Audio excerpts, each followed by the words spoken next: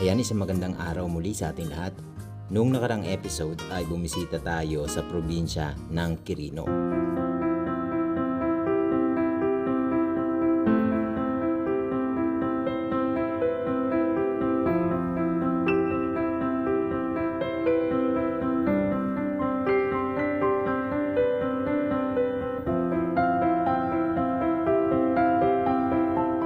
At ngayong araw bibisitahin naman natin ang isla ng Boracay.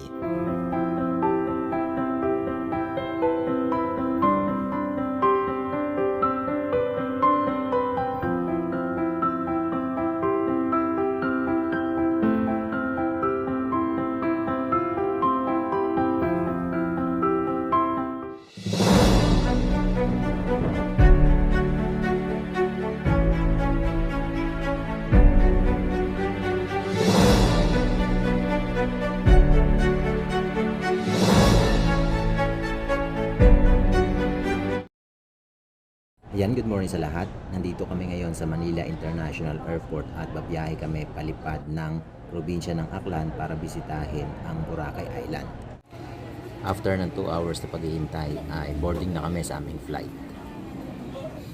Siya nga pala, kung bago ka pa lang sa ating channel, huwag mo namang kalimutang mag-subscribe, pakihit ang notification bell, paki-like, comment, and share na rin ang ating video bilang suporta. Mula sa Manila International Airport hanggang sa Calibo International Airport ay 50 minutes na flight.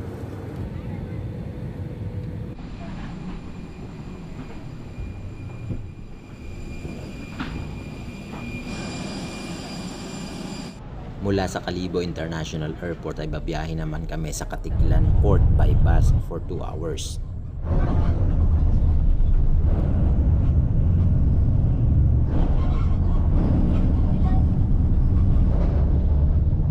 Mula naman dito sa Tabon Port papunta sa Boracay ay kailangan namin bumiyahe by boat for 15 to 20 minutes.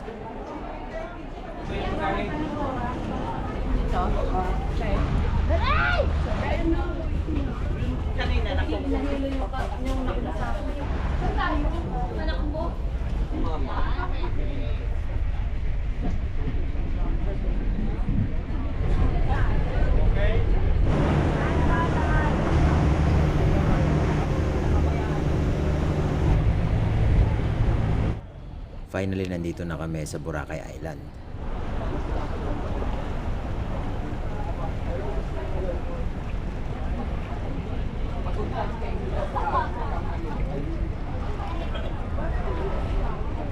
Then another 10 minutes by van papunta sa La Carmela de Boracay ang aming accommodation. Time check tayo, alas 2 pa lang ng hapon, medyo maaga pa. Yung mga kasama natin ay medyo napagod sa biyahe kaya nagpapahinga at natutulog. Ang gagawin natin, maglakad-lakad tayo para i-check yung ganda ng isla. Mainit pa yung sikat ng araw kaya medyo madalang pa yung tao na nandito sa beach. Pero mamaya kapag medyo lumamig na yung panahon, magsisimula na silang magsilabasan at magiging crowded na yung area.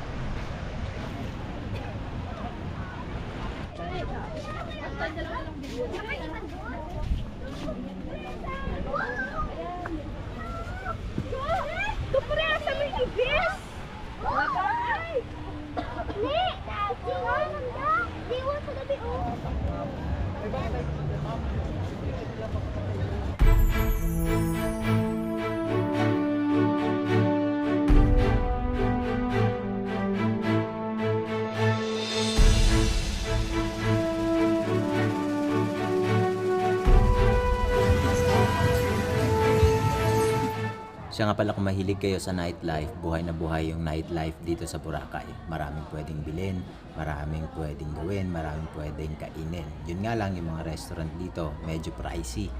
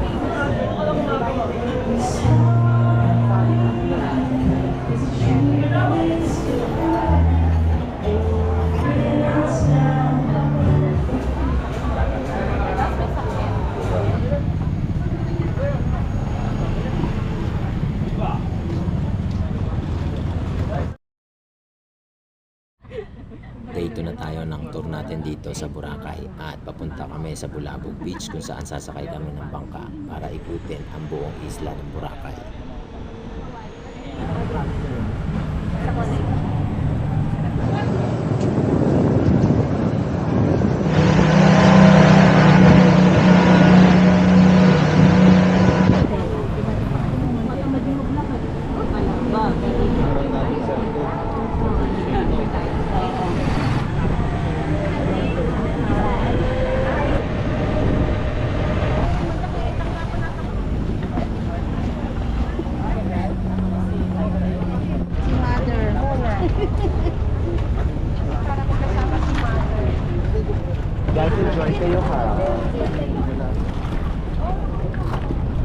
Welcome to Mega Parao Island Hopping Tour. Ako nga po pala si Patricia. So bali mag-short briefing na po ako sa inyo. Hindi po ako kasama sa inyo, okay?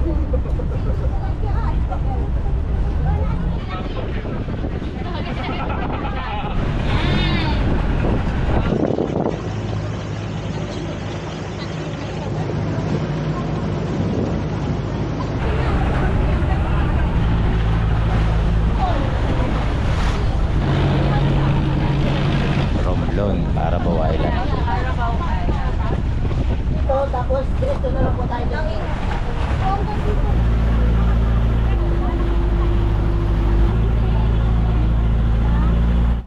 Padaong na tayo dito sa Puka Beach. Mas nagustuhan namin tong Puka Beach kaysa doon sa beach front ng Boracay kasi madalang yung tao dito, hindi siya crowded, sa katamtaman yung lalim ng tubig.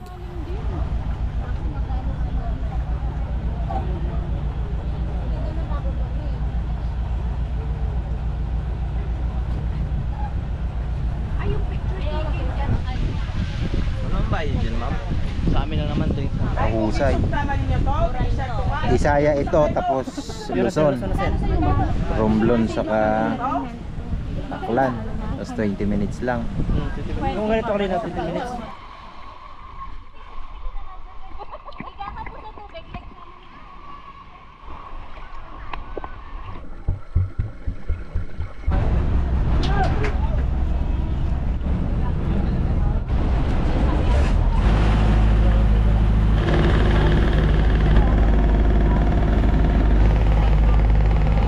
Puti na yan po yung Crimson Hotel. Yan po yung tinatawag nila Station Zero.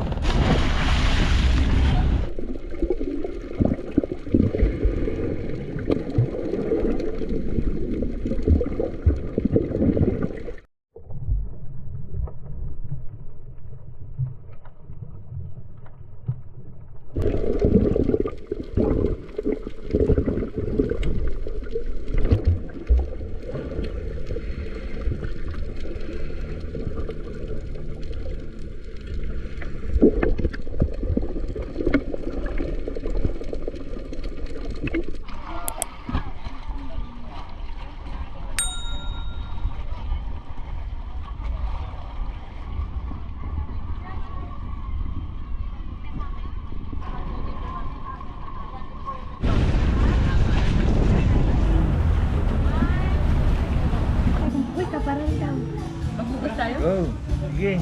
Uwi ka doon sa Nueva Ecija. Laki yun. Nasabaw ka dyan? Nasabaw ko sa kawa. Kaya pala masarap yung soup, dyan pala kinukuha. Ito sa scallop naman din. Ay, dito pala galing yun, yung soup? Oo. Ang soup, scallop. Pwede kayo lumangoy dyan, ma'am. Yeah. Ah, dyan sila lahat. Yung oray. Yeah, 360. Pinahawak mo na lang pala sa ano pero yung camera mo. Yo. Camera mo kayo. Kuya? Oo. Exciting, exciting. Gusto ko nga eh. Tumatang na.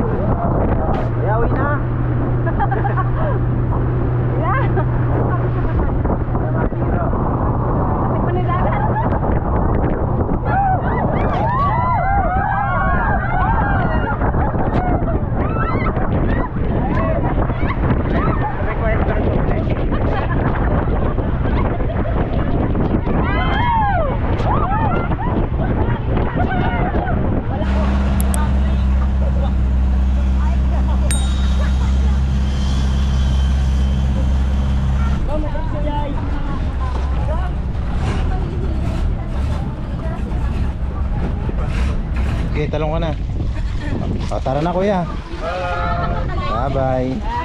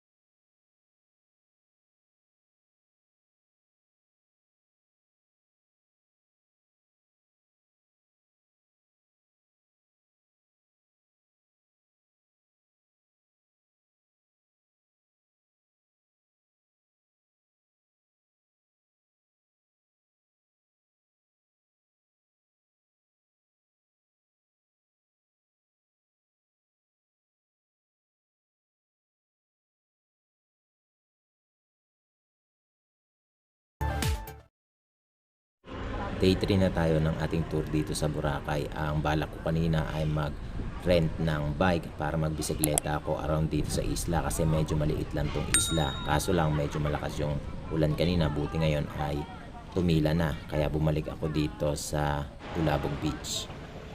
May isa pa kasing activity na gusto kong subukan dito sa Bulabog Beach, yung parasailing. Ang problema lang medyo pricey kapag mag-isa.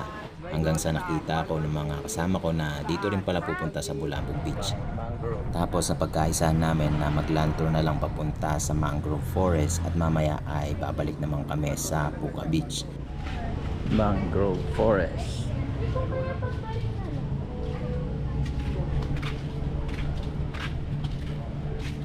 Protect Boracay, preserve the mangroves planted into them.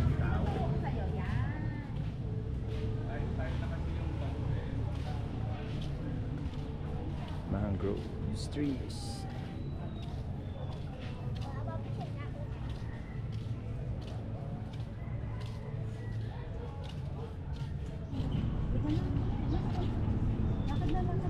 Hawak tayo ng tig-isang ganito.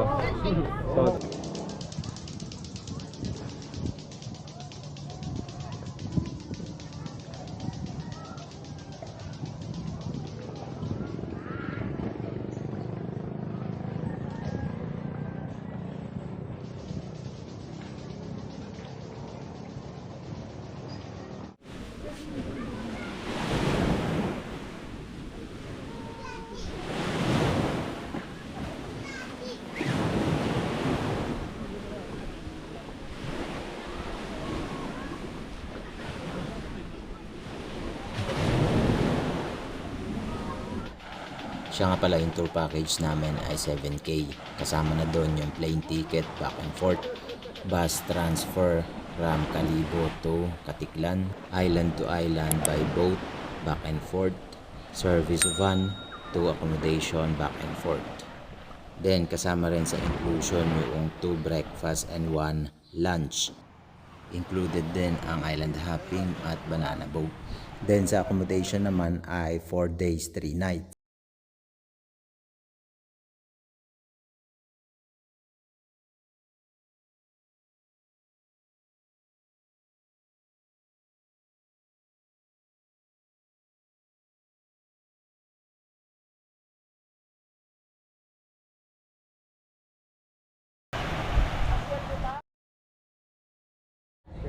Day 4 na kami ng aming tour. Ang aming activity for today ay parasailing. Kapag solo sa parasailing ay 2.5 ang kailangan bayaran. Kapag dalawa ay 1.8 per head. Pwede rin naman hanggang 3 yung kaya ng parasailing nila.